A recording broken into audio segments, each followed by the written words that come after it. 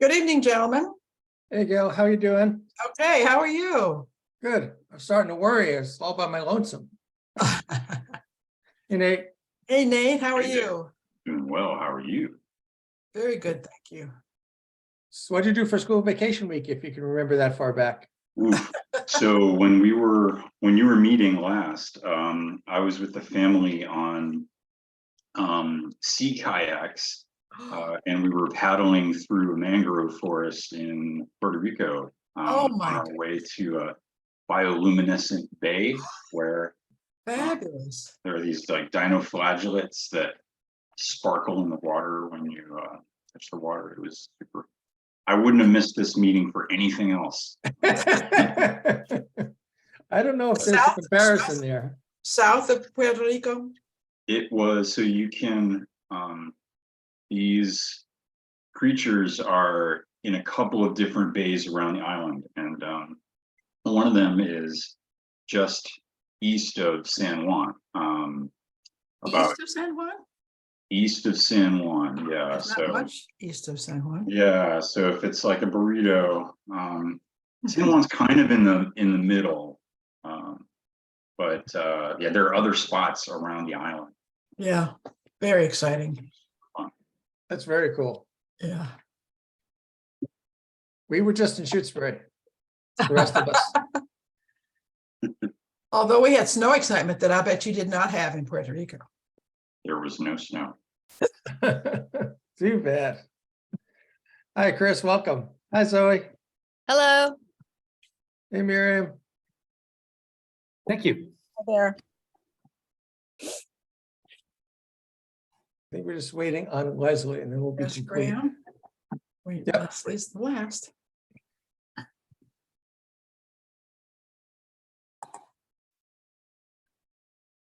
So we were just hearing about Nate's, what he did on school vacation trip to Puerto Rico. So if anyone can match a good trip, I don't know if anyone can. Pas moi. I never leave. How about you, Chris? You go anywhere interesting? For school vacation, I didn't have a school vacation. Yeah, I think he's the only one who took one. Yeah. Well, why don't we start? And I'm assuming Leslie will jump in. So I was thinking I should probably just start by sharing our agenda. It's probably a good practice just to Yep. have everybody be able to see it. So give me 1 second here. Can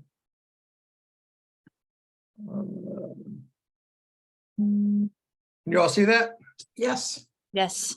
So I think I had a couple of additions in the updates, but the only thing I was gonna maybe suggest is if you see, Chris is gonna kick us off after public comment. And then the first conversation in new business is, well, one of them is stretch code. And so I was thinking maybe we could just flip-flop. And if Chris is willing to stick around for that conversation, if there's any questions that we have, since it's in his bailiwick over at DOER, that might make sense. And then we can do the conservation regs right after that, if that makes sense for everybody. Michael, Yeah, how much time I had put together a little overview for okay, CAC. So I was hoping we could have a few minutes to go over that. yeah. You're in there. Okay, all right. Yeah. And Nate, you're up for minutes this time. Are you good with that? Yes. Okay, cool. And Gail, heads up, you're on deck. I'm seeing the warning. Thank you. Okay, so I don't see any public, so I don't think we have to do public comment. I'll call us to order at 7:03. So seeing that we don't have any public comment, we can just roll into presentations, and I'll say, Chris and I went back and forth. He doesn't have a presentation. We're doing an informal conversation, just what he can share with us and what questions we have. So, and Chris, I don't know if you can tell, but we're somewhat of an informal group. So, and for the most part, we're friendly. I'm used to that. Yeah. Montague, and I was on the Montague Energy Committee for many years. I had to step off because of this new position. And before COVID, there was a standard carpooling that went down there that we were all laughing every time It's like we get to the meeting after a whole bunch of good chuckles and make-believe songs and stuff like that. And then this is the kind of way the meeting would roll out. Still does. So I'm familiar with this. That's cool. Great. Right. So do you still live in Montague? I do. Okay, cool. A neighbor. Yes. Gail. So Yeah. Chris, welcome to our meeting. Are you now the official coordinator for this region? Yes. Western Mass Regional Coordinator. Yes. Excellent.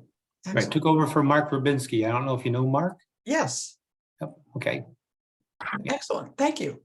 And not to steal Chris's thunder, but I looked at the list. I mean, it's, as far as I could tell, Hampshire, Hamden, Franklin, and Berkshire, so all 4 counties, which is a lot of towns. Wow. Yeah. And some Worcester. I saw Warren in there too. Worcester's not in there. Worcester Warren is is not, is, Warren is. yeah, is it Warren, Worcester County? Oh, I see what you're saying. Worcester County. Yes. Yeah, It probably edges into that. Yes. It's a line of towns to the east of the Quabbin is in my territory. cool. Right. Great. So So I don't you know got if the you guys- floor. I don't know if you guys are familiar with the annual reports that the town has to do every year. Well, we have to review them all. Gail is our green communities expert. In other towns, who produces those reports? In our case, it's been the town administrator over the past how many years? I think it depends on what you have at the town, but that's not unusual. Okay.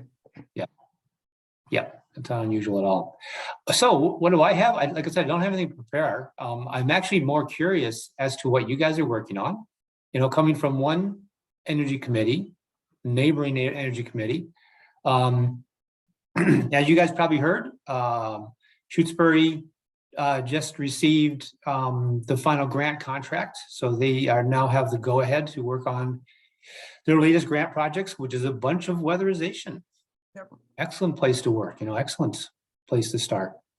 If I was to give you guys any kind of guidance or input, this is both kind of my personal opinion, but it's also the way the DOER is leaning. And I have to say leaning because they probably have to follow some laws on seeking energy, you know, cost-effective energy efficiency. But the lean is very heavy towards these electrification in general, which really is different than energy efficiency. Energy efficiency is a piece of it. But you can do a lot of energy efficiency with oil burners and energy management systems and stuff like that. So a big part of it is, you know, preparing buildings so that they're ready to shift over to heat pumps. I can say that's kind of, I don't think it's an official statement because I'm not sure if they can say that as an official statement, but that's where a lot of interest is. So I'll mention that. I'm kind of trying to steer people in that direction. So the idea of, you know, starting off with weatherization with your grants is just an excellent way to go because you want that building shell to be as tight and as insulated as possible so that you reduce the heat load in the building. And then you don't need as big of a system and you're not going to run the system as hard when you do need, you know, the system that you do need. Right. Yeah. I'm thinking, Chris, maybe like you asked, maybe just give you a little orientation about where we're at so you can respond. And then maybe when I finish, Gary, you can jump in with your question. Would that be helpful to you? Sure. Okay. So we got created as a committee, oh goodness, a little over a year ago, I think, somewhere in that ballpark. I think it was last spring.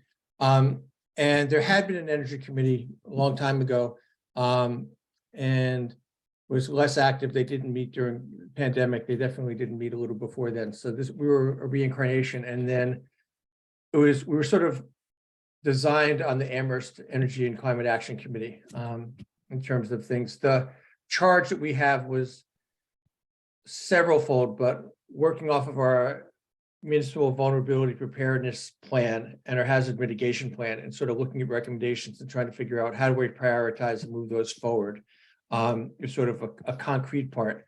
And then the other part was just generally, how do we report to the select board in terms of recommendations, in terms of, you know, energy issues, climate related issues. And so actually the last few months, you know, we had a long list of recommendations that we synthesized from the MVP and the housing mitigation plan, and we sort of came through a prioritization a couple of months ago. And what rose to the top, which I think we're going to try to move forward on, not to the exclusion of other things, but to prioritize. One was the areas of solar. So how do we advance solar in town? The other was looking at issues of stormwater. And then Michael, sorry to interrupt, should we set somebody for minutes? yes, Nate's doing it. Oh, Nate's doing it. Okay, okay.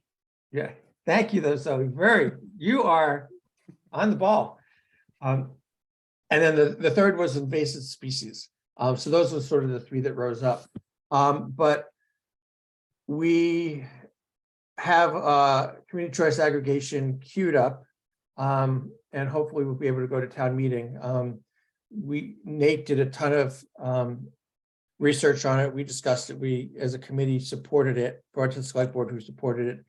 And at the last minute, it was actually Mark Rubinski who was helpful, but we tripped over the fact that in the law, it says if you have a municipal light plant, you can't participate. And so Mark went to DPU and said, we only have an internet MLP. We don't have an energy MLP. And at first, the woman at DPU said that was okay. And then within days, someone realized that there's a change of administration coming. And so I think they didn't want to make any bold statements. So we had to wait till the new year. And I guess I'll just share one of my updates, which is probably like 3 weeks ago, the DPU lawyer sent an email to us saying, let me talk to town council directly, and the two lawyers can talk to each other. And so Donna McNichol has not connected with DPU yet. I talked to Becky and Rita yesterday, and it's now on Becky's list to follow up with Donna. So the idea is we have town meeting very beginning of June. So if we can get some thumbs up, we'll move forward with CCA. Nate's interested in bringing forth a discussion about stretch code, which we can do at the end of this. We had some conversation about, Leslie was doing some research about the Conway School of Landscape Architecture, and if there was a project there. So we've got a lot of things. We're making progress on some, but it's a heavy lift and trying to figure out how do we disperse this, since there's only 7 of us in total. So did I miss anything? Was that a decent summary, you guys? Good. Okay. So Gail, you had a question. Yes, Chris, you said something about it was implicit that you had to do the weatherization first.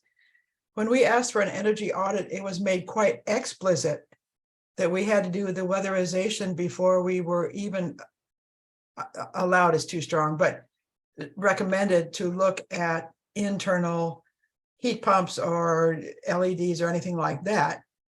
My question to you is, okay, so we do all that we have promised to do with this grant in terms of weatherization.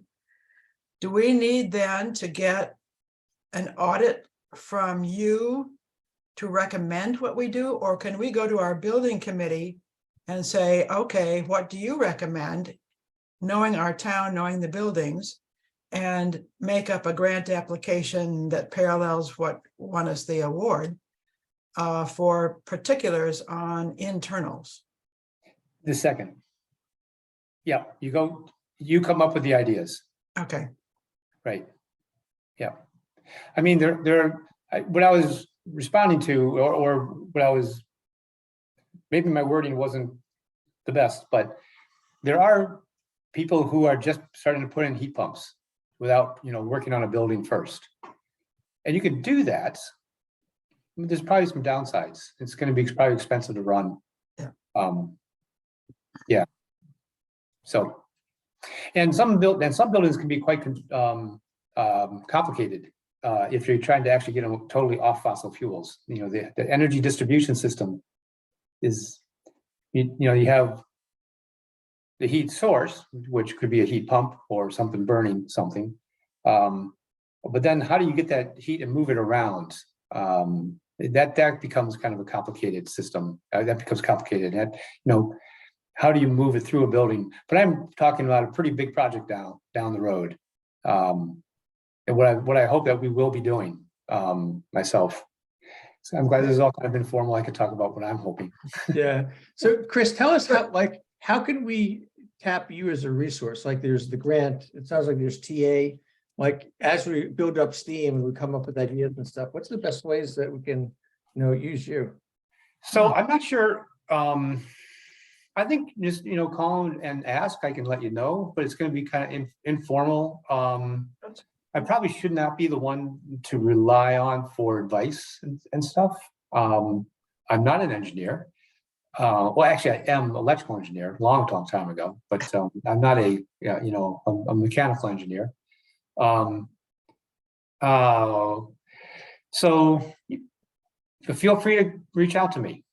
As an energy committee, I'll pay attention. Sounds like you guys are doing a lot more on the resilience side, on the adaptation side, which is wonderful. Needs it. Have you, by any chance? I mean, I hate to. No, I could do this. UMass has got a building science courses. Yeah. Does anybody know Ben Weil? Graham, probably. Graham. I don't know Ben Weil. I've heard the name, but no. Okay, yeah, he teaches building science at UMass, and he takes his students and brings them out to different buildings, often municipal buildings, and under his tutelage has them go at it. How do you basically move this building off of fossil fuels? And then, of course, the study you get is going to be filled with lots of errors that students are going to have, particularly around costs. Right. Like you might very well lay out, you might very well glean some phasing out of that. So this has to happen first, then that can happen, and then you're going to have to make a decision between this and this. Where are the opportunities? So actually, reaching out to UMass, Ben Weil, if you want some advice on what to do with buildings, find out how you kind of get in line for some of his students to come out and take a look at any of the buildings that you're like to focus on. I'm kind of assuming your schools are some of your biggest. Yep. Yeah. So you have Nate, you want to jump in on the school stuff? Nate's our contact to the school committee. Okay. Yeah. So like just my update on my conversation with them, or Whatever you want to respond to. Yeah. But absolutely the school is one of the major municipal buildings in the town for sure. And I don't know about square footage, but I would imagine it's one of the more resource intensive buildings in town as well. So I've got I can give maybe a quick update, but I had met with the school committee to talk about a new grant that's been put out by the Department of Energy at the federal level, something like Renew America's Schools, something of that nature.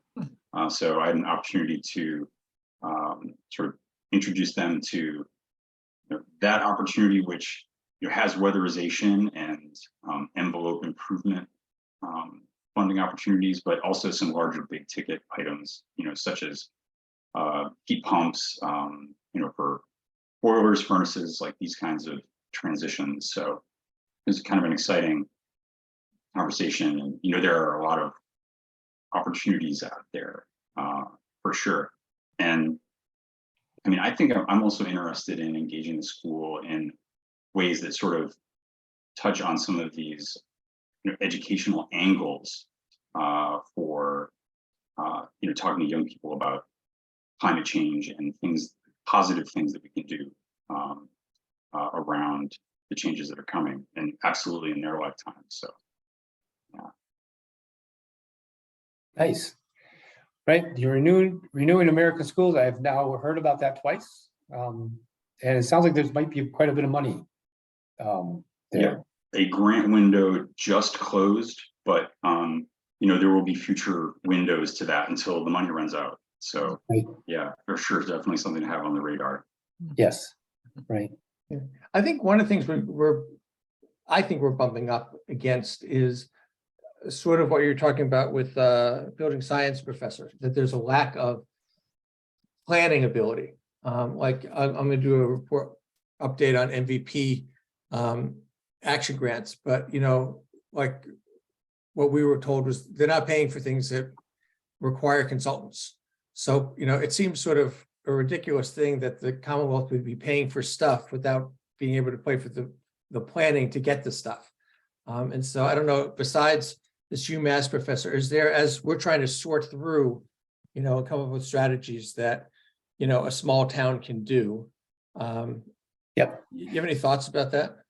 Is Shutesbury, what's your utility? You have no National Grid. gas, I'm sure. National- Mostly national. I think there's maybe a few Eversource, but mostly National Grid. Very few. Okay, so National Grid is running a program, what they're calling a deep energy retrofits. And you get a free scoping study where an engineer goes out looking both at envelopes and HVAC systems, and looks to see what kind of opportunities are there, for the most part. If it looks likely, if they like what they're seeing, that there's opportunities, they then, then hand in hand with the town would go on to the next technical assistance grant, much more in-depth audit. And they're just selecting certain buildings for this. So this is not, your whole fleet of buildings, but, and at that point, I believe it's a 50-50 split. So you pay, or the utility pays half the cost. At one time, they had a program, if you then moved on and actually implemented it, they paid the other half at that time. I'm not sure if that's still part of it. But that's a possibility. Reaching out to National Grid. A good person to reach out to is Tom Crotaw. How do you spell his last name? Croteau,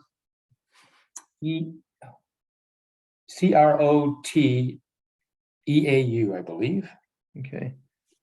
It seems like that's what you're talking about is like the commercial version or the municipal version of Mass Save. Yeah, it's well, this is beyond concept. Mass Save. No, but in concept. So I'll let you know, historically, Mass Save has very much so been tied to energy efficient, cost-effective energy efficiency improvements. It's basically avoiding the cost of building a new power plant, which is not the same, seriously, that's why energy efficiency started, is because it was less expensive to reduce energy use than it was to build a new power plant. And by law, that's what they're set up for. But they're guided by this council, the Energy Efficiency, I'm missing the whole thing, Advisory Council, Energy Efficiency Advisory Council. And the utilities have to come up with a new 3-year plan every 3 years. The last one was 2021, I believe. It went into effect January 2021. When that one came out, they never say that it's a goal to reduce greenhouse gas emissions, but everything in there is about reducing greenhouse gas emissions. It's as if they were saying, by law, we can't say something differently, but the mindset has been drastically changed, starting about a year ago. And so incentives for heat pumps are way up. Incentives for insulation are way up. It's really good news. Like Mass Save is finally starting to do something, in my mind, that it should have been doing for decades. But that's good news. So yes, if you say that, it sounds like the Mass Save program. I mean, the deep energy retrofit program they're doing right now, maybe that's a spin-off on that change in focus, the kind of change in focus in there. So it's worth it, perhaps to reach out to National Grid, see if they want to look at one of your buildings. Then if they look at it and it looks good, then you could, perhaps find some money for the sheriff study. But just get the conversation going. It might be something there. Yeah. Gail, you had a question? The question was about the 50-50. It wasn't clear that was for the audit or for the implementation. The audit. Uh-huh. It's a much more detailed, I mean, then they really get down and start. I mean, actually, I'm not sure how far they go. Does they get down to actually doing the design? This is the beginning of the design. So it would be our advantage to get that audit in place as the basis of writing a grant application for their recommendation. Sure, the strengthen one, sure. Yeah. Yeah. I mean, I would think that would be a really good audit, yeah. Other people have questions or interests about green communities or Chris as a resource generally?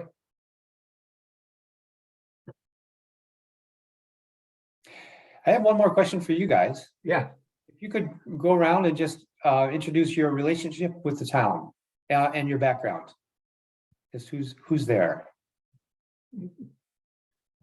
who wants to start? Gail, why don't you start and hand it off? Okay, I moved to Shutesbury in 2007. Jumped right into Conservation Commission and recycling.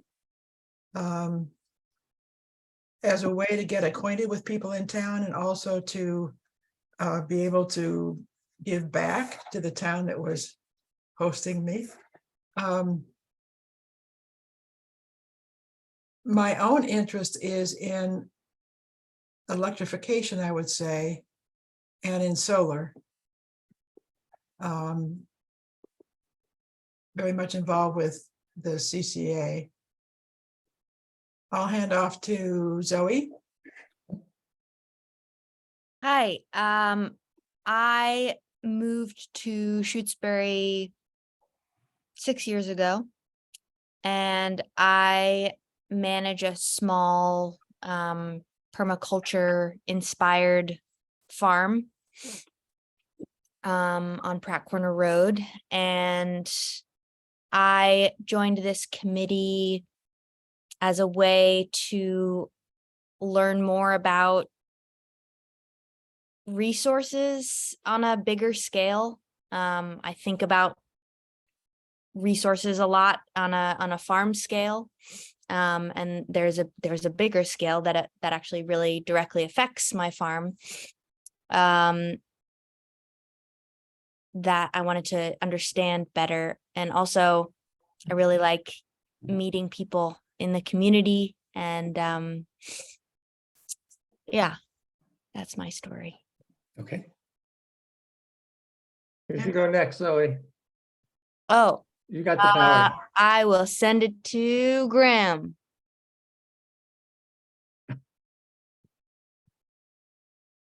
Graham, you're muted. Yeah, I've been here for 30 years and in Shutesbury and been on a few committees in that period. The most productive of those committees was the broadband committee, and we were very busy in the last couple of weeks because we've had big storms that kept on knocking people's services out and damaging when they turned the power back on, as many of you may have. I don't know, did anyone lose any equipment? But there's a whole bunch of equipment that got surged as the power came back on or browned out or something. Yeah. So, I'm a retired electrical engineer, so I'm interested in the solar and the energy side of town stuff. So, Nate, all yours. Thanks, Graham. Hi, I'm Nate Hurd. I've moved to Shutesbury with my family about a year and a half ago, so I might be the newest person here. From Washington, D.C., I'm still a health geographer with the U.S. Department of State. I'm a map maker, and I joined this committee, maybe similarly to Zoe. It's just a great learning opportunity. Aligns with a lot of my interests, and I think committee work in a smaller town is a real opportunity to find traction in a way that, like, when you're living in a large city, it's harder to make a difference, if you will.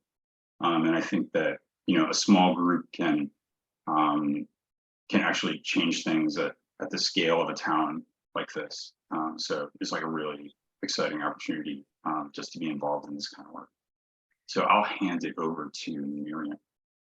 Hi, I was reacting to Graham because our solar arrays are out of commission. Oh, Wow. Yeah, I'm pretty upset. did the inverters Did the inverters get busted by the power? We think it's all being explored, but it's been a week now and, you know, our installer's been coming out daily dealing with things, but we don't have an answer yet of what's wrong. They keep, anyway, my problems. But in terms of my own personal energy story, we've really kind of gone whole hog with trying to make our house more energy efficient and done all sorts of insulating and efficiency upgrades. We put up solar. We have done a whole house conversion to heat pumps. We don't have battery backup. Wish we had had that during the power outage. But anyway, so I've been living in Shutesbury for about 35 years and am on the Conservation Commission as well as the Historical Commission and ECAC. All right. Leslie, you want to pick it up? Sure. I'm Leslie Carrier. I bought land in 1985 and contracted a natural home, passive solar home, and I love it.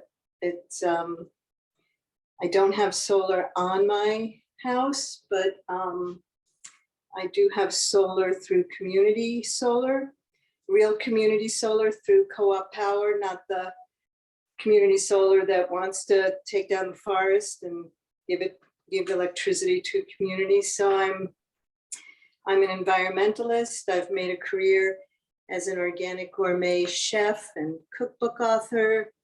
I help people lessen their carbon footprint and have fun and eat delicious food. Well, thank you all. I'll do me. You, Michael. Yeah, I'll Michael. do me. Oh, So that's right. so I moved to town in 2002. And let's see, I was on the school committee for 9 years, including Amherst Regional and the Union 28 committee. I was on the ZBA. I was a founding member of the broadband committee way back in 2004. It only took us 15 years to get it, but we have an awesome result. I was on the select board and I'm currently on the planning board, as well as ECAC. So done a lot of different stuff around town. And I got on the committee just because we needed to have more activity around the issue of climate. And so trying to figure out how to move that forward in manageable ways, given we have lots of passion and lots of energy, but limited capacity in a small town, so many bodies and so much time. Right. Do you guys coordinate often with Becky and the town? Well, we're supposed to report to the select board. I mean, just because Becky's sort of the hub, there's always information flow. It depends on what the project will be. Using CCA as an example, we worked with her and the select board to, consider getting that on the warrant, that kind of thing. Talking to Becky and the select board about MVP. It sort of depends. I think my original idea way back when was that we would have liaisons to other committees, because every other committee, they've got responsibility, whether it's the buildings committee, the school committee, public health, et cetera. And so there's people whose, committee mission is central and helping them think through, energy and climate issues, or find out what they're thinking and see if we can help. So that there's no way 7 people can, move things forward by themselves, but if we can sort of make the connections and do some more integration. So it's a work in progress. I think we're still, I'd say we've done a lot so far in the first year, but there's, the scale of what's supposed to happen is just monstrous. So. Right. And Gail. Chris, there's a lot to be said for a committee making itself known as doing things and getting things done. Yep. And I think that's been a large part of sort of our self-announcement to the town. we're here, we're getting these things, here are our interests, talk to us, tell us what your concerns are, so that we can reflect the real interest and energy of the town residents. Right. I once heard a long-term member of Montague's, actually the old building inspector. At one point when Montague's Energy Committee first started, we became a green community. That was a large part of what we first started doing. He got a grant.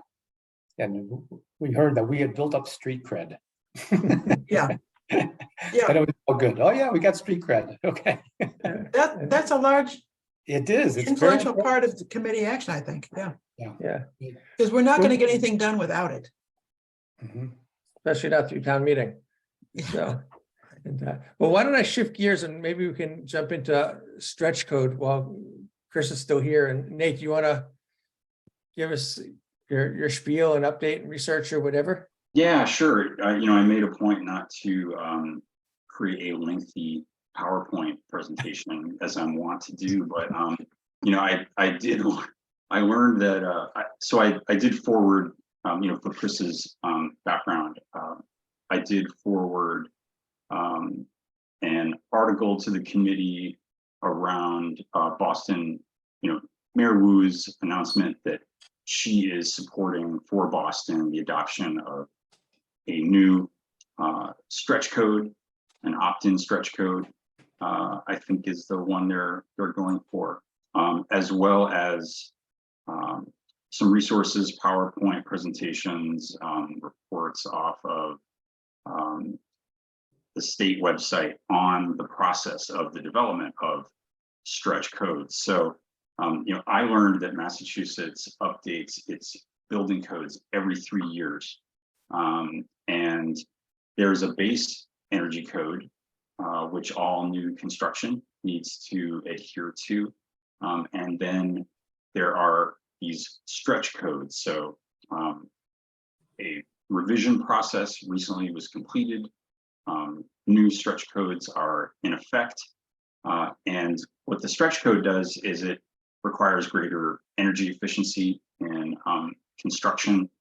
And it's a requirement for municipalities that are green communities. So Shutesbury was an early adopter of the previous stretch code, and we're also a green community. So the new building requirements in the new stretch code already applied to us, as I understand it, and became effective on January 1st. And an example of what's in this new building code, this stretch code, is that all new construction needs to be wired electrically to be ready for electric vehicle charging. Just for example, there is also, in addition to this, these two codes, the base and the stretch code, there is a new opt-in specialized stretch code. So For cool kids. for the cool kids. So that this, I'm going to have to say the whole thing, but I'll just call it the opt-in code maybe. It defines what a net zero building is, and it sets up specific net zero performance standards for new construction. It outlines requirements for new construction and major renovations that cross some threshold of change. I don't know if it's square footage or exactly what the trigger is, but major renovations and new construction. And it basically will help us get to net zero by 2050. I probably could have used this slide because the specialized stretch code outlines basically like 3 paths in construction, whether a building is all electric, whether it's got sort of a mixed fuel footprint, or whether it's like a true passive house. So those are kind of the 3 buckets for this new code. So these codes are now out there, and municipalities can opt in with for us, it would be a town vote. How's this? Perfect. There you go. Is that the one you're talking about? Perfect. So yes, those are the three. There's the new net zero code, and it's quite a bit further down in the presentation. Once you get to past this, just a little bit more, almost there. There, This one? Still a little bit. There Oh, you that's go. That's the this one. specialized code for 2050. And if you go just like a little bit further, it'll break down this. This is the slide. Okay. 23. So these are the three paths that new construction and large renovations can follow. Building codes like this are obviously really important to get to net zero. Retrofitting is generally a lot harder than building things right the first time. Yeah. So I just wanted to briefly describe, these codes to the committee for awareness, and then, also to confirm, whether or not it's like the planning board that would champion something like this. So the planning board is in charge of zoning, and the building committee is just in charge of municipal buildings. So There's the building inspector who's at FERCog. yeah, so for Shutesbury, how might we expand? What do we think about it, and then how might we expand a conversation? So, but it's a great opportunity. Yeah, and I'll stop there. Chris, you want to fill in before we opine on our thoughts? I think Anything? Nate did a great job. Let me just clarify a little bit. So you are a stretch code community. And so when the stretch code changes, it's the same way when the base code changes every 3 years. And the stretch code was supposed to change right along with that, actually be in advance, and it hasn't always. Sometimes the base code is actually caught up with the stretch code. But if you're a stretch code community, when the stretch code requirements change, you just you follow them. So you're locked into being a stretch code right now. The opt-in, the specialized stretch code was a response because the stretch code was supposed to be a net zero code, and it wasn't. It didn't get there. And so this was basically a way to come up with a net zero one. And what the specialized, opt-in specialized code, the way I think of it is, it's really the stretch code with electrification and solar added on. oh, So wow. those three pathways, they all kind of get to the same place. They get to following the stretch code with solar whenever possible. I mean, if it's shaded, then you can't do it, and you can't do it. But and then electrification. And I'm actually, it's complicated enough now that mixed fuel, I was kind of like, well, how could that possibly be part of the opt-in? But you're right, they do have that mixed fuel piece there. And I know if you have mixed fuel, then the air tightness, I'm not sure if you guys know what a HERS rating is, but the air tightness and the insulation level of the building is got to be higher. So it's a more exacting piece. So the HERS rating goes down. The lower the HERS rating is, the closer you are to net zero. A zero HERS rating would be a net zero building. Yeah, and at the moment, 4 towns have adopted the opt-in code, opt-in specialized code. And it's wonderful to hear that Boston is thinking about it. That's what Boston must be doing, because they're already a stretch code community. But other than that, Nate, I think you did a great job. What other towns out here of the 4? The 4, I don't have my map with me. They're out east. Okay. They're all kind of centered right around, kind of just directly west of Boston. Brookline, I think, I don't remember. I need to find the map. I don't have it. Cool. Gail? Nate, do we have any data on new construction in the last calendar year and or major renovation in the last calendar year? So that we could project the effect of, Great question. I do not know the answer to that question. But one of the things that prompted me to look into this with some urgency is there are lots for sale. It's like subdividable lots right, in Shutesbury that, you know, it could have 20 homes on them conceivably. Yeah, so I was thinking about, wouldn't it be great if there were a path to net zero in new construction in the town? But I don't know. I mean, I get to monitor this because I sign off on building permits. So they come through the Concom, and thinking there's only been one new construction. We don't see a lot of new construction anymore in Shutesbury, partially because most of the high quality upland buildable lots with frontage have been used up, and there are some subdivisions in the works. So you know, where there's going to be, you know, possibly some more buildable lots being carved out. But, you know, by and large, Shutesbury is full of a lot of aging homes that were built in the 70s and 80s and are now in trouble, you know, starting to age and needing repair. I'm not sure how much we're going to see in terms of new construction in the future. Yeah, Chris, what does major renovation, what's the criteria for its being major renovation? Oh, I should really look this.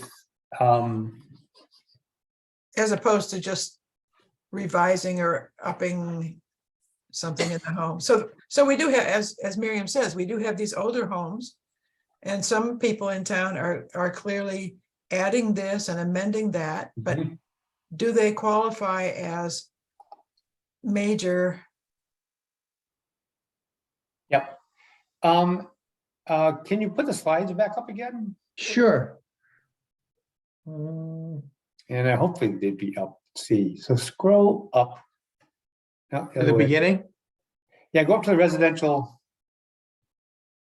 areas, because that's what you're interested in. This is all kind of commercial in here. And see if this actually has it. Okay, now we're getting to residential.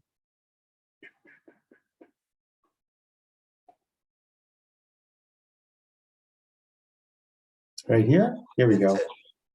Actually, is that accurate?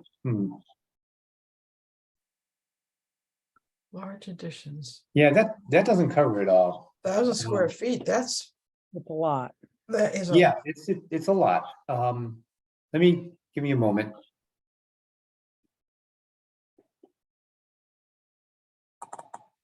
Can't think of any. well, one thing I'll just jump in, you know, to answer Nate's question, you know, who should take the lead? I mean, I think if ECAC wanted to take the lead, it would be appropriate to do that. I think there would be more readiness at ECAC than a planning board. I know that. And you know, the other thing that I shared with Nate in an email is just sort of the timing. And so today's March 21st. So it's like we got 2.5 months maybe to town meeting. So, I mean, it needs town meeting approval as far as I could tell. So, and especially if we get CCA going forward, I think that would be the heavy lift for this town meeting to sort of get that through. And I'm not sure. I would think we might need to do a public forum and some education around this before we ask people to vote on it, just because it's going to impact people's, you know, wallets. So I practically vote on what? Yeah. a town meeting has to approve the opt-in. Right, Nate? No, but, the opt-in, okay, yeah. Yeah. True that the town would need to vote to opt in, but I think the sell is, you know, sort of Chris like succinctly described what the specialized code is. It's basically the code we have now plus, more electrification and solar where possible. And as far as the existing town residents, it doesn't affect us at all. It's Right. strictly for new construction. And I do think it would be possible to package proposition in a tight way that's easy to understand. Yeah. And yeah, I wouldn't want to miss a window if it were possible to hit it. Yeah. But the timing is like, it is an issue, right? So Yeah, the renovation part, I think, would be where the rubber hits the road, because it's existing residents who are the voters. Yeah. So knowing what that is and what the potential impact would be. So I think I have this. Particularly with the incentives that are coming up with the new legislation.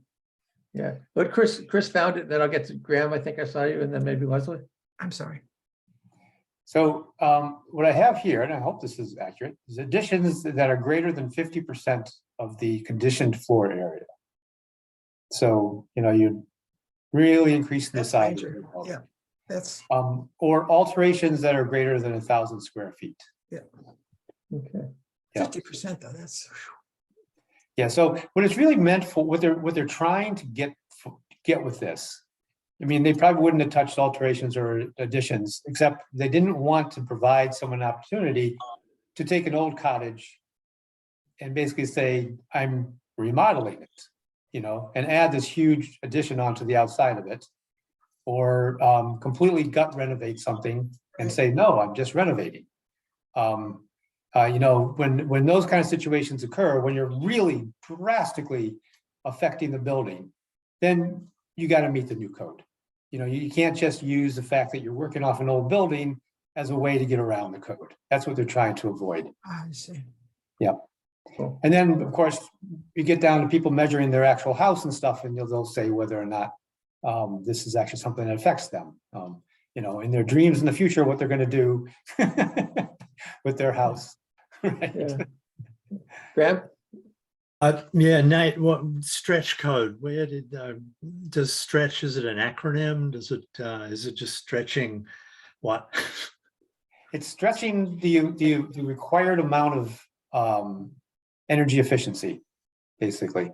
And then now we're actually kind of shifted that to stretching the required amount of energy efficiency and decarbonization. Oh yeah, thanks. Great. Yeah. Leslie, if you had a question or a comment? Yeah, both. I know somebody who lived in a passive home, and I also know Mark Sternick since I was building my house. He's a passive home architect, I think nationally known. But my understanding was it was a very tight house and all electric. So I was curious about the dual fuel. I didn't know what that meant. So dual fuel or mixed fuel is what it's called. Is basically how you're burning something. It's basically if you have any kind of fossil fuel or even like a wood stove would make it mixed fuel. You can, by the way, have a really high efficiency biomass central furnace or central boiler. It probably would be like a pellet boiler of some kind, but they have regulations on just how efficient it has to be. And then you could be burning that and you'd still be considered all electric. And like I said, the big differences between being a mixed fuel building and an all electric building is they require you to be building to a tighter standard.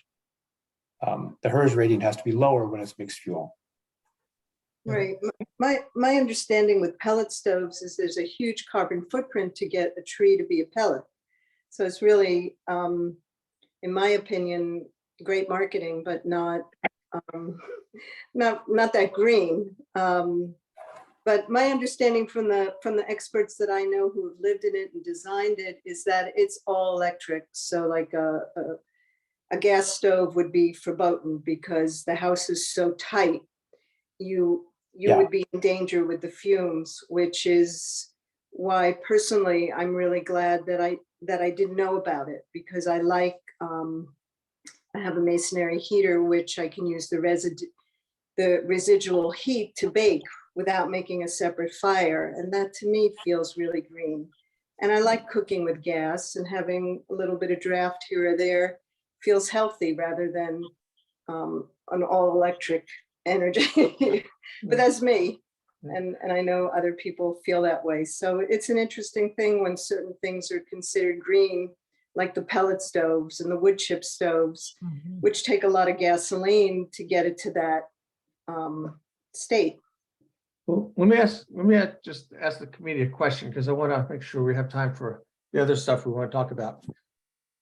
As I think I mentioned, and Nate definitely confirmed, that the timing's tight, you know, so we could try to bring it to town meeting, or we could bring it to select board and say, you know, would the select board be willing to put it on the warrant?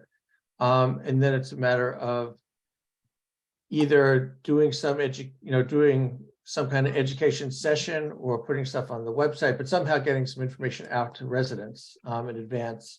So I guess, you know, in brief, do people feel like it makes sense to do that? Is it biting off too much, or would be missing an opportunity if we didn't? What do you all think? And who knows if there'd be a special town meeting again, like there was this year? It's always unclear. So, yeah. My fear is that without enough information, it could be voted down, which I think would be a real sad step. Yeah. Miriam, That if we were going to do an education committee, we would be really intense and saturated. yeah. Anyone else?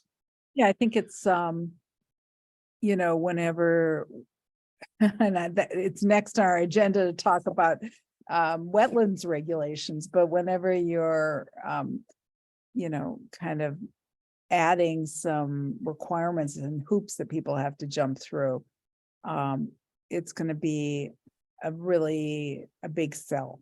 You're gonna have to do a lot of support to get people to turn out. But on the other hand, it's a small number of people who are affected by new construction or large renovations. The vast majority of people who have existing homes and are residents and who might vote are not going to be affected by them, because they're not doing either new construction or really over 1,000 square feet. So Good point. I think that that would be the argument that needs to be communicated, is that this is the wave of the future, and this is going to be a necessity that we all have to embrace. And this is one of the ways to start making that adaptation.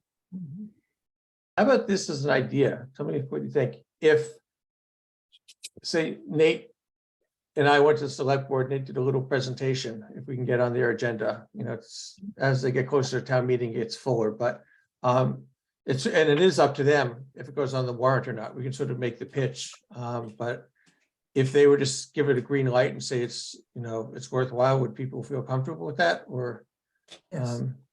we wouldn't want to have them say yes and then say we're not ready. So we don't want to do that.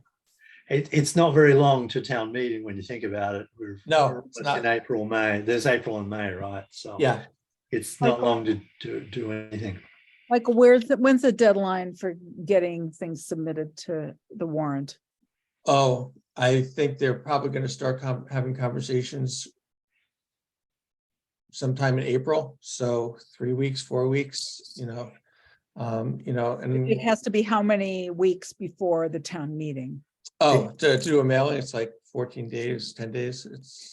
It's more sort of, there's multiple meetings where they're going to talk about what's on the warrant, what's ready for it, what order, and then it gets finalized. But the conversations, I think our town meeting is June 2nd or 3rd, something like that. So it's got to be finalized by middle of May at best, at the latest.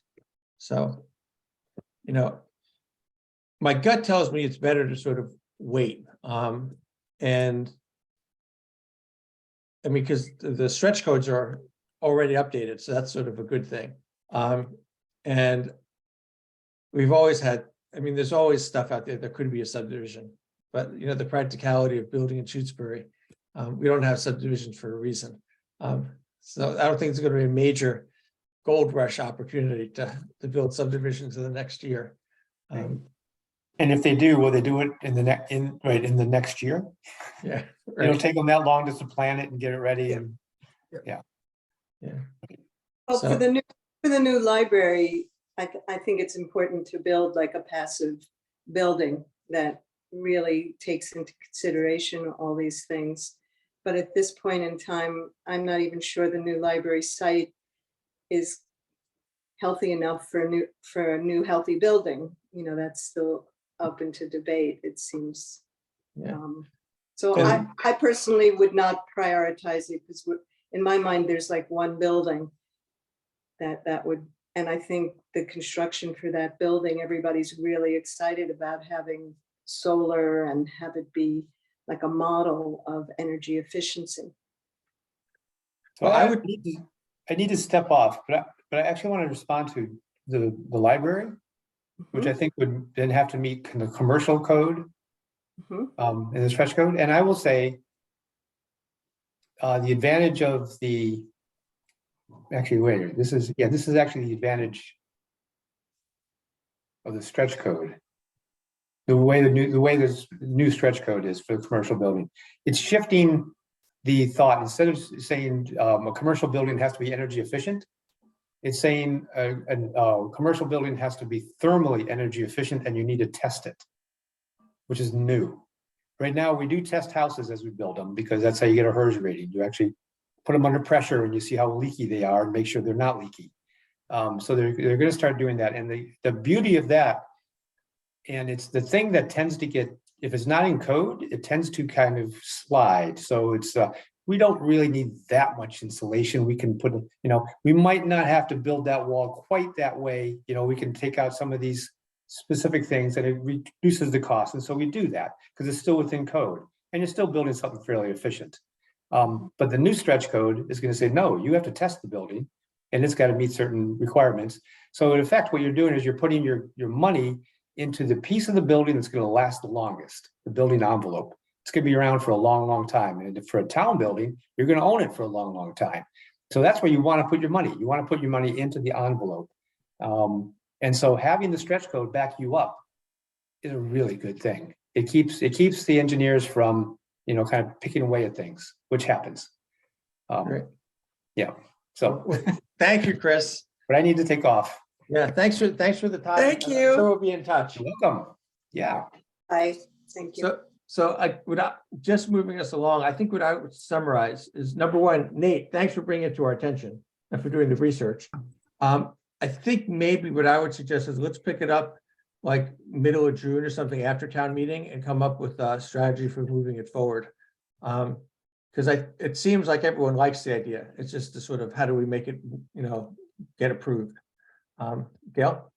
But Nate, I would suggest that you take what Chris just said to the library building committee while they're still in the design phase of that library.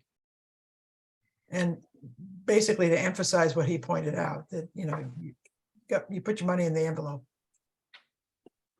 Cool. Not to give you marching orders. Well, I'm going to switch us if that's okay. Is everyone okay with that? Sure. Sure. Give Miriam the floor about the Concom regs, and we're like 10 minutes behind, but not terrible. So Okay. You're on, Miriam.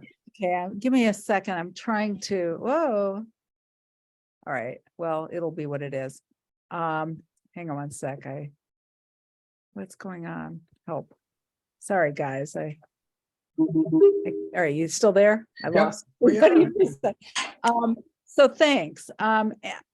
I wanted to talk to ECAC and putting in my hat here as the chair of the Conservation Commission to talk to you about some work that we are doing that I think dovetails very nicely with the charge that ECAC has.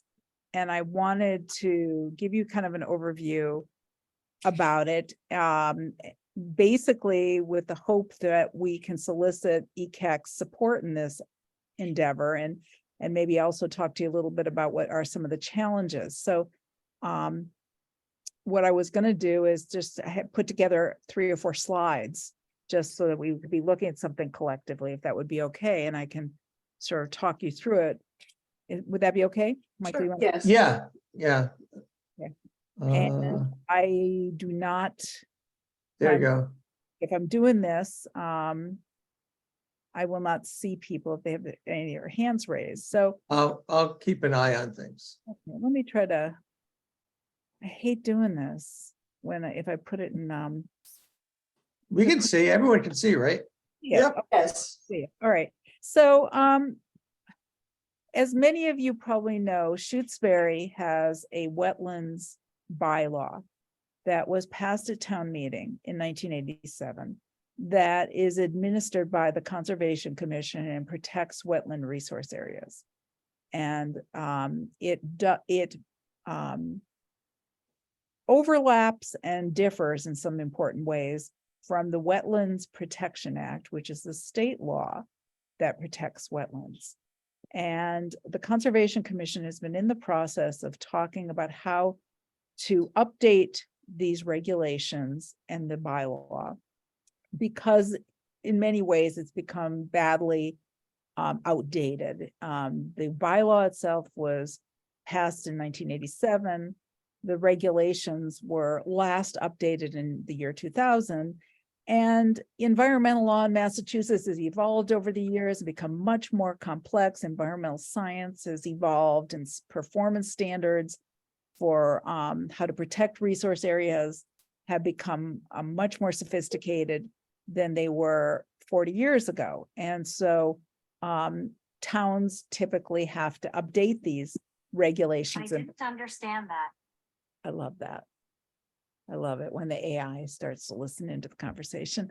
Towns, just like the state has to update its regulations periodically, towns also need to do that in order to keep up with this evolving landscape.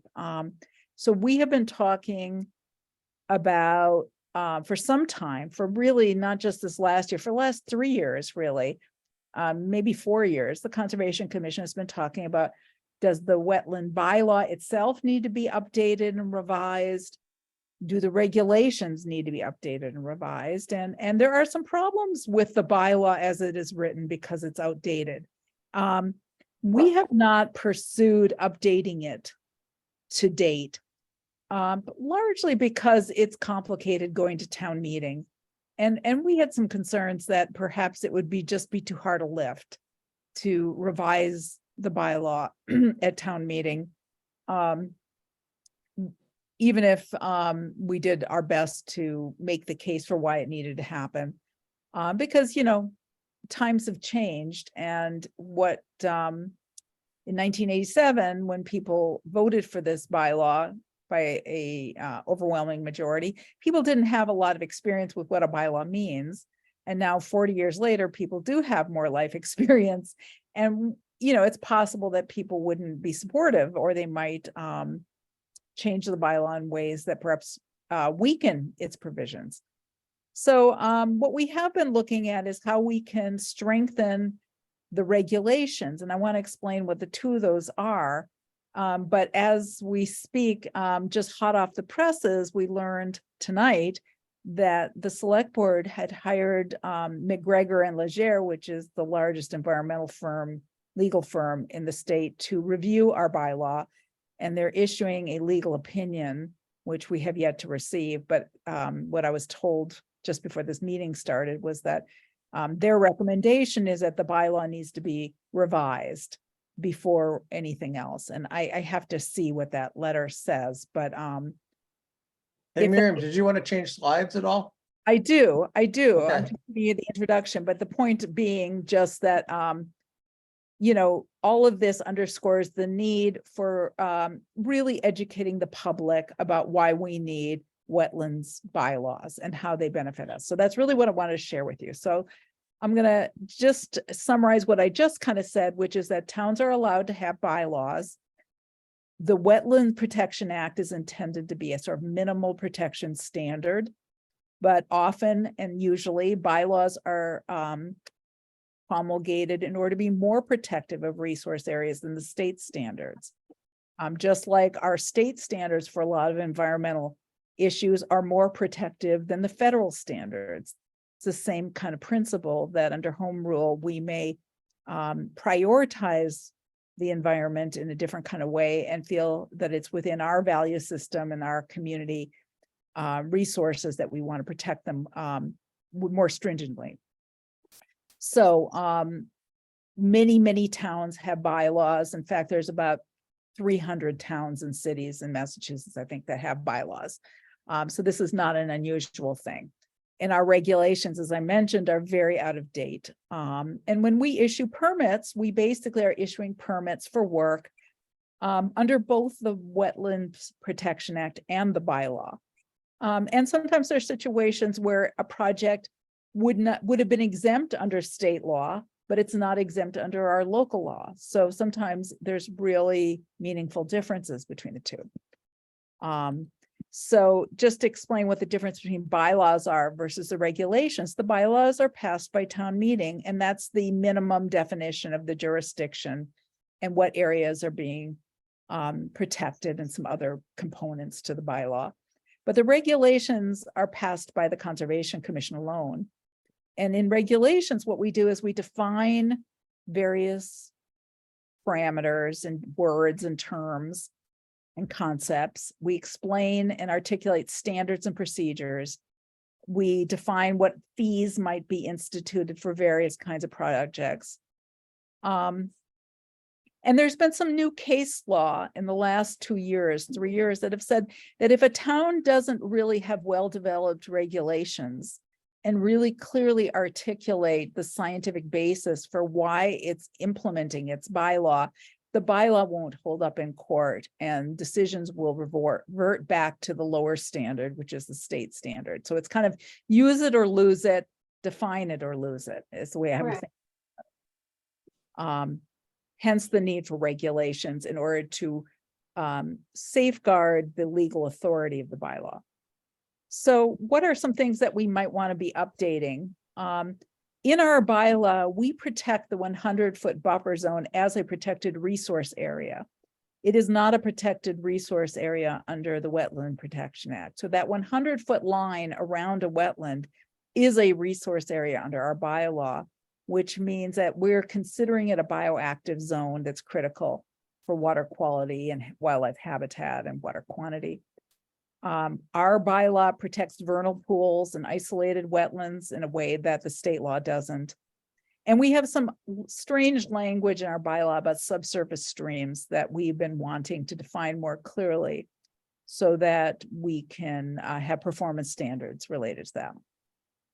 So in our updates, what you do is you define all the standards. You might define any waivers or exemptions, any mitigation or restoration standards. So if somebody says, you know what, I have to damage this wetland or this resource area because it's the only way I can live on my property, that there would be provisions for allowing that, but there might be some compensation, some compensatory measures. And so I give you an example, sometimes down at the lake as a mitigation or compensatory measure, the commission in the past has said, okay, you have to maintain a vegetated buffer along the shore of native vegetation, or you're not allowed to use herbicides and pesticides within 100 feet of the shore of the Lake Wyola, things like that, which we have the authority to do. And those are kind of mitigation compensatory measures that we can put into permits in order to allow people to do things that they have to do. So, you know, sometimes it might be a matter of, you know, somebody needs to put in a driveway or repair a driveway or put in a septic system, and there's only one place where they can put it. So we have to find that kind of balance act. So how does this relate to climate resilience? I went to a training recently, and one of the things I was interested in, I wish I could have found the slide, but what they were basically talking about is that the newest science is suggesting that wetlands actually sequester more carbon than forests do. And wetlands have all sorts of other, I don't know why there's this little thing popping up here. Do you see that? Yep. I don't know what that's going on. I can't get rid of it. Wetlands protect properties and resource areas from stormwater runoff.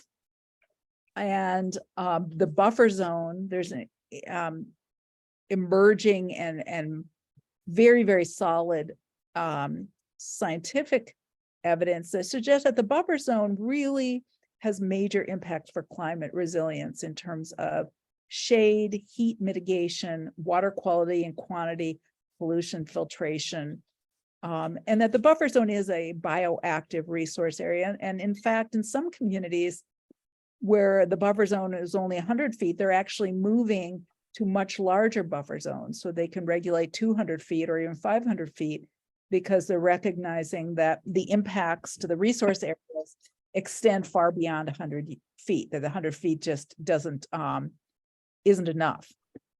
Other places where bylaws can have a role in terms of climate resilience is in terms of setting standards for tree removals in the buffer zone. Again, use of pesticides and herbicides and fertilizers in the buffer zone.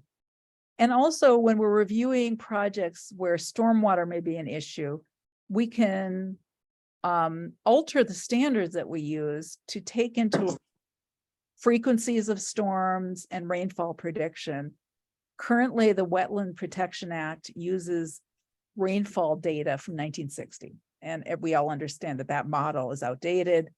And many towns with bylaws are now adopting newer, more accurate models like the NOAA model for rainfall prediction when calculating stormwater impacts. And then also because droughts are an issue with climate change,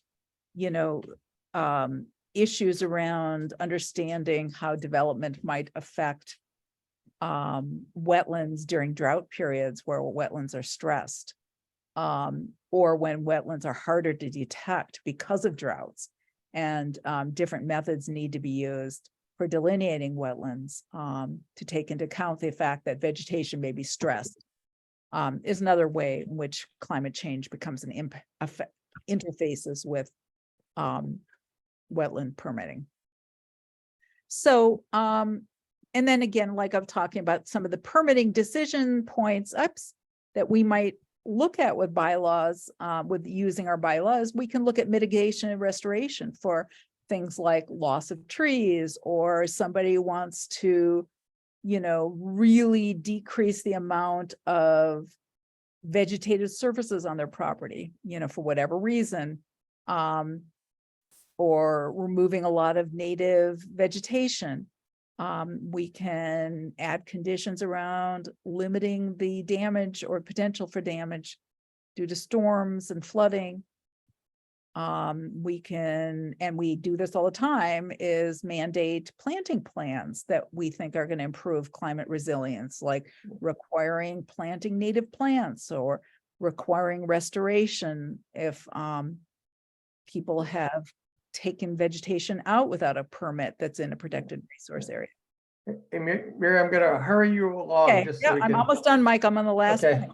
So I just, great. this is the process that we were envisioning for a public participation, which is that the Concom would be creating a drafting a document for regulations with some input from consultants that we're using, as well as town council. Then we would make a draft available to the public on our website and open up a comment period. And then accept input from the public and from other town boards, have a public hearing or series of hearings. And then we would, approve or revise. But where we're at now is that, I don't know where we're at in terms of the feedback we're going to be getting soon from the select board. It's possible that we may need to think about revising the bylaw. And so that's going to require kind of an effort to engage the public and help the public understand how the wetland protection bylaw is really important for climate resilience and for environmental protection and for water quality and things that people care about. Sometimes people feel like, oh, these regulations are just, the town or the Concom getting up in my business or jamming me up about my project. and it's an annoyance and it's just paperwork. And I understand it's frustrating for people going through this permitting process, but I genuinely believe that, you know, that we are addressing a lot of the things that we talk about on this committee all the time about climate resilience and about environmental protection and all of those things. So, you know, we're going to be looking at all this and certainly trying to educate the public, and would really, you know, appreciate support from ECAC around helping the public understand why this is important, and why it's more important now than it was in 1987. In fact, I would argue it's way more important now than it was in 1987. So, you know, we're going to have to make that case if we have to go and revise the bylaw. Well, I would say once you find out the next steps, if you want to follow, we can follow up with that and figure out, you know, how ECAC can sort of Thank you. support or engage or whatever. Leslie, do you have a question? And then I'll. I have a on. comment, and I just want to say that I think it's really important to keep our bylaw really strong. You only have to come over to 40 Schoolhouse Road and see the damage, because I went to the Conservation Commission and we got the cut pushed back 100 feet, and I wanted the bylaw to stand up, and they clear cut 3 acres, not of my land, but in wetlands. And the damage on Schoolhouse Road to some trees that broke, I just talked to a tree expert this evening, is because the trees would have blocked the wind and they were gone. So the bylaw to protect the wetlands is super important to me. I would love to help so that the damage that's happening in town does not continue. Because if the select board gets their way, I don't know this committee, this environmental committee, but I know there's a tremendous pressure to keep clear cutting sections to put up solar arrays for Cinda Jones Not true. and ignore the wetlands bylaw. And Yeah, the I would bylaw argue is gotta stay strong. I would argue that, you know, my hope had been that we would be able to revise these regulations. You know, we've been working on a draft for, as I mentioned, like about 4 years. Mhm. And my hope had been that this year or this spring, even, that we would, maybe by summer, we would be able to accomplish that.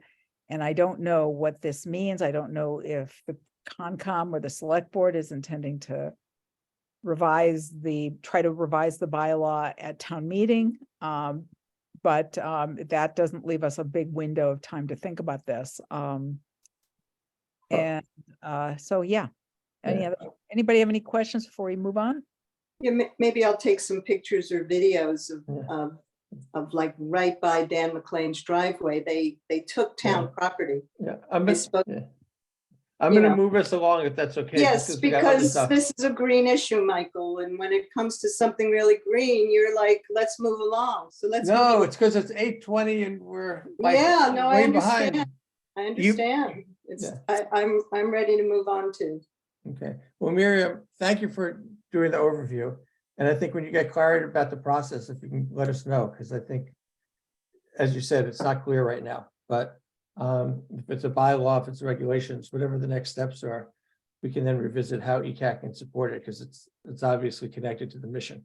What I would just say, as a resource, which I sent out to you guys, and it's an educational resource, and I hope that you didn't feel it was untoward for me to email it to you, the committee, Michael, but since we were talking about it tonight, there's a website that was developed by a series of communities through a grant program where they looked at bylaws and regulations from a climate resilience, climate action perspective, wetlands regulations. Great. And so it's a great resource for you to educate yourselves about how this is relevant. And I would really encourage you to look at that link that I emailed.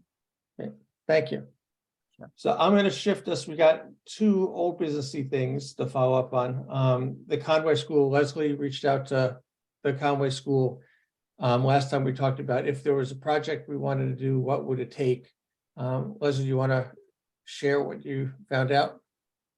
Yeah, I found out, and I believe I sent that to everybody, that there are some projects that would be student run. Some of them have grants that they would help us apply and get, and it would help the town be more green. You know, it could be that we take a lot of the green spaces and create pollinator gardens. It would just be making a much more regenerative design for the town green spaces, which I think would also increase our climate resilience. Rather than mowing with gasoline, we could have, you know, butterflies and hummingbirds in places. And I think, you know, maybe some community gardens. And I mean, I worked with the Conway School when I sided my house, and back in those days it was free. Now student projects could run up to about $17,000. And I know that the person that I spoke to there, you know, it's just such a pleasure to talk to somebody who's intelligent and gets true climate resilience through landscape design. And I'd love to see the town participate in something like that. I don't know if anybody had a chance to take a look at what I sent. And we could create whatever we want, and maybe it's an expensive as $17,000 to get the school making it a project that would benefit our town, or maybe it would be less. Anyone have any thoughts? So the thing that I shared with Leslie is, just in terms of the money part, it won't make, there's getting a budget before this town meeting is not going to happen. So it's a matter of next year's cycle. I think the challenge is these projects start from what I saw in the brochure in January.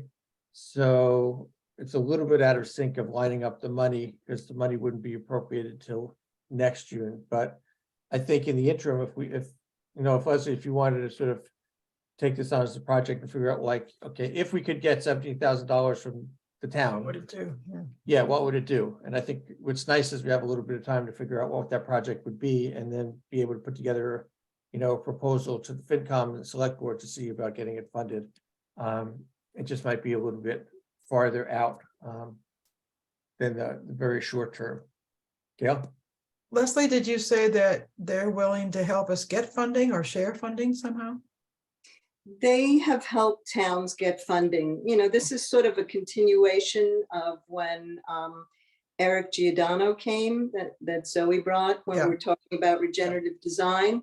So this is a way to either work with the school, which could be cheaper than working with the regenerative design group. And there are funds, and obviously they've helped towns get funds. And put that into the investigation. Yeah.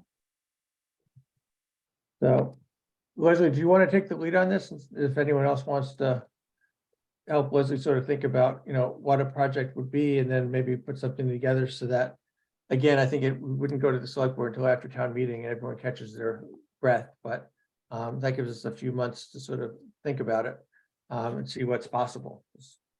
So, Yeah, if there's one other person or someone who wants to bat around some ideas with me, I'm happy to be the person talking to the Conway School of Landscape Design. Otherwise, it's just me and my imagination and what I would like to see. But I'd love if somebody else is interested or has some ideas for some of our green spaces and how it interweaves with buildings. It could be quite gorgeous.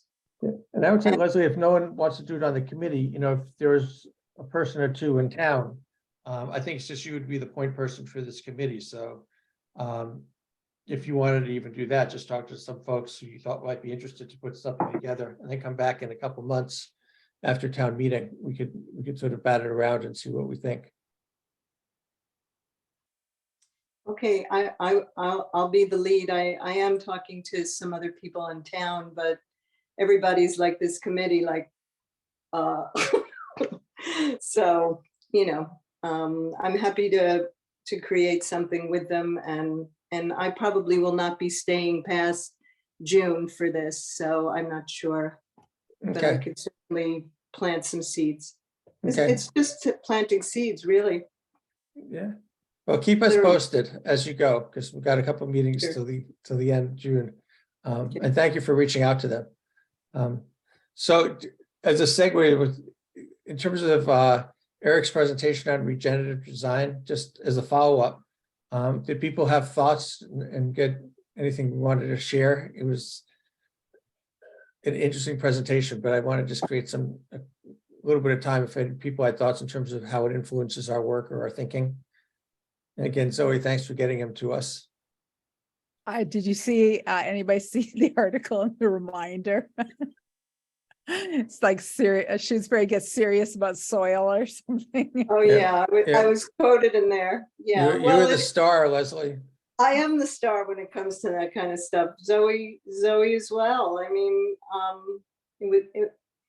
it's really about the soil and it's about the water, and all the other stuff is just putting your finger in the dam because we're using too much electricity. But if we start taking better care of the land and the water, we're going to be in much better shape.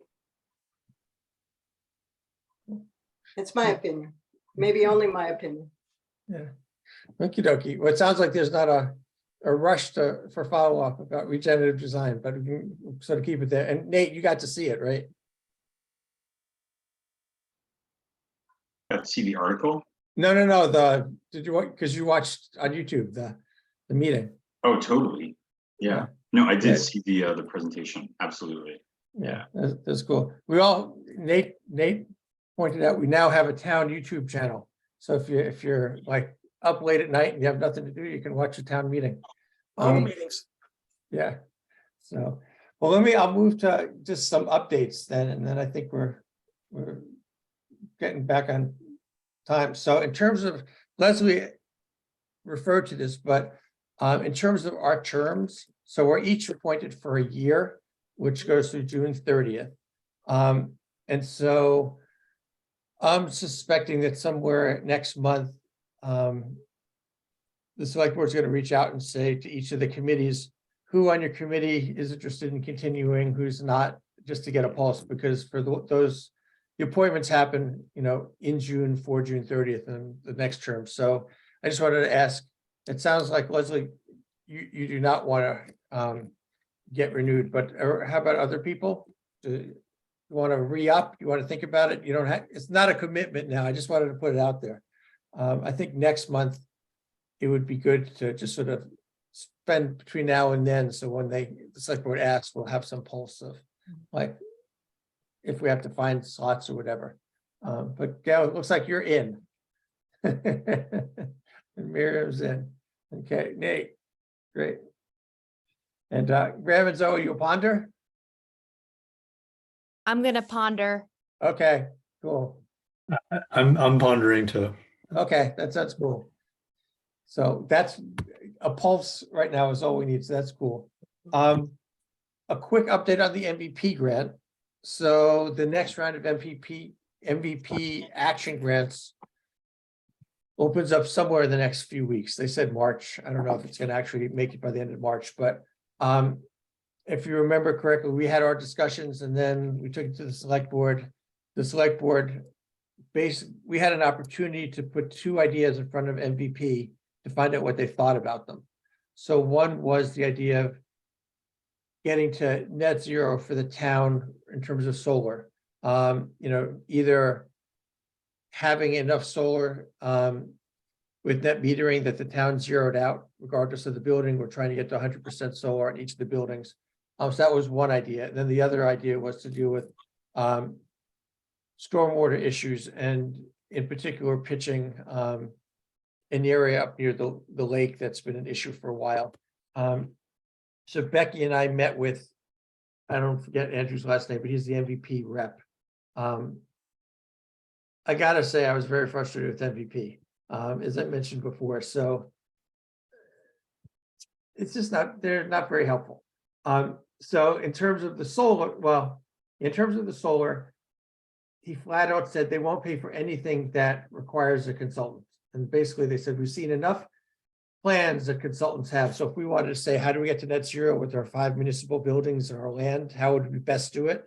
They don't want to pay for that, because what they say is we see a plan and then you go to do the install and the installers say this is all wrong, which, it just is, maybe it's reality based, but it's not very helpful. So, but he was very excited about solar on the new library.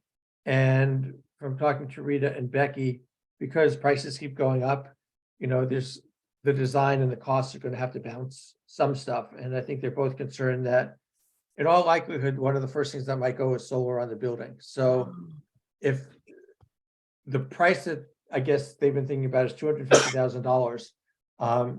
And if we applied for it in MVP, I think our match is 10% because we're small, relatively lower income town. So we'd pay 25 grand and then the state would pick up the 225. So having it be on the roof, the other part about it with the solar is it has to be under process of permitting. And so since the library is in some version of permitting for the building, like it just has to start, it can't be pre-permitting. It doesn't have to be finished. It just has to be before it. So that makes it eligible. And I think that's the one that was, we're going to pitch. I don't know if the select board talked about it tonight. The other one, the conduit, the stormwater issue up at the lake, there is some documentation about that. The reason we were less excited about it was, and this is where they're unhelpful again.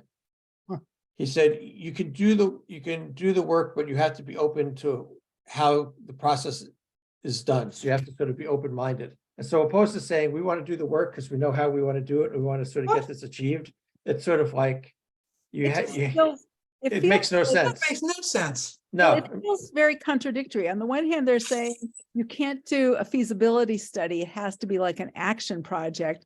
And then they're saying, but if you do an action project, you have to be Open to, not having it, knowing what you want. I was trying to be, Anyway, I was feeling so grouchy talking to him. Like, he's a nice guy, but like, this is just stupid. So I think the select board's leaning towards the solar on the library. So we'll see how it goes, but just to give you an update. And Graham, I don't know if, or Gail, if you're interested, it seems like Becky might take the lead on writing that, but if you guys wanted to help or take the lead, you could do that too. I'm But writing what? the MVP action grant when it comes out for the solar on the, it should be easy to do because we've got people designing the library, so we're actually paying, people to do this stuff, but something to think about. It's not real yet because the grant hasn't been opened, but if anyone was interested in sort of being part of that, I'm sure the help would be appreciated or definitely welcome. So, and then we talked about CC, I'm sorry, Graham, you had a question? No, the one good thing that I did see in the Inflation Reduction Act, we municipals and nonprofits, people who didn't pay federal tax, were at a disadvantage with solar because there was up to a 30% tax credit for installing solar, but now the IRA will give money grants for nonprofits and municipals that don't have federal tax liability. So we're no longer at a disadvantage for putting in solar as a municipal. So Thank you. I actually, good development. one of the other things I said I was going to do is Jill Buchanan, who lives in town and works at UMass, set up a meeting with the Clean Energy Extension. So we had a meeting last month with Dwayne Breger, who's the director, then the assistant director, and then I think it was just the four of us. And he mentioned that. I totally forgot about it. But part of the reason for meeting with this to see if we can get some interns to help us with our planning and such. I think the takeaway is we're farther along as a town than their intern program is. They have basically the interns are undergraduates. They take a town and they work with them for a couple of years to help them sort of think out like how would you approach some of this stuff. And Dwayne said we've done a lot more thinking than that program. There is a graduate opportunity where graduate students can take on a project if we had one. But again, it costs money you'd have to pay them during the course of the summer. It's a sort of a graduate summer thing. So he said that would be a better fit. But again, it's sort of coming up with the project and coming up with the money. But if we had something, I think that going to Clean Energy Extension would be a possible option for that. And then last, Nate, did you finish your school committee updates, or is there stuff you wanted to add on? I think well enough. Yeah, I think I covered the highlights there. Okay, that sounds cool. Yeah. So if people don't have other stuff, why don't we just do the minutes and then we can wrap it up for the evening? So Zoe took the minutes. It was February 21st, 2023 was the meeting. So someone want to make a motion to consider the minutes?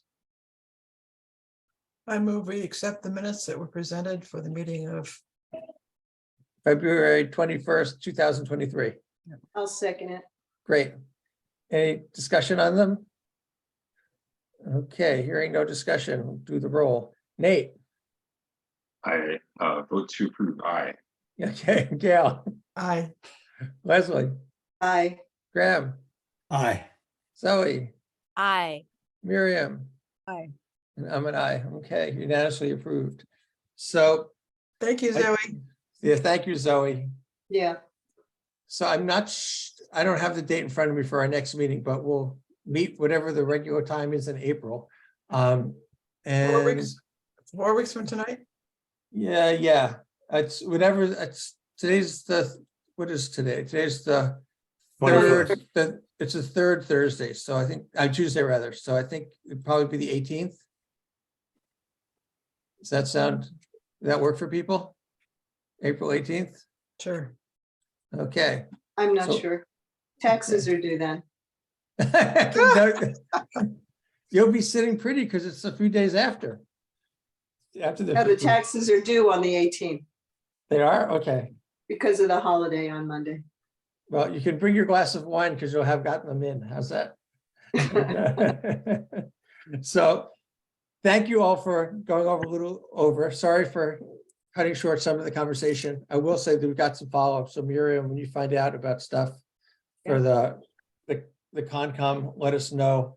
It seems like Nate, you might do a little bit of research and work on the stretch code stuff. So we can do that. And then Leslie, if there's stuff that comes up and you're thinking about the Conway School, we can add that. So just Gail. Could we use the criteria in the IRA to make our own project, to write our own project for the solar? I think you could if you could find some space. I don't, from what Dwayne said, I don't think they've written the regs yet. So they passed the law, but the regulations aren't written yet. So I think we're not quite at the point where we know how we could do it. But theoretically, we could write our own grant. Yeah. Yeah. And especially if they do a carve out for small rural communities. Yep. That would be cool. Okay, Doesn't the stretch code take the solar into account? The stretch code would be a requirement, but it wouldn't give us the money that we would. There's the whole money element to it. So the stretch code is more about the rules as oh, opposed is to the there financing. money? Aye. So, and if I find anything about the CCA from Donna talking to the DPU lawyer, Oh, please. I will let you guys know, because then that'll be on the town warrant, one would assume.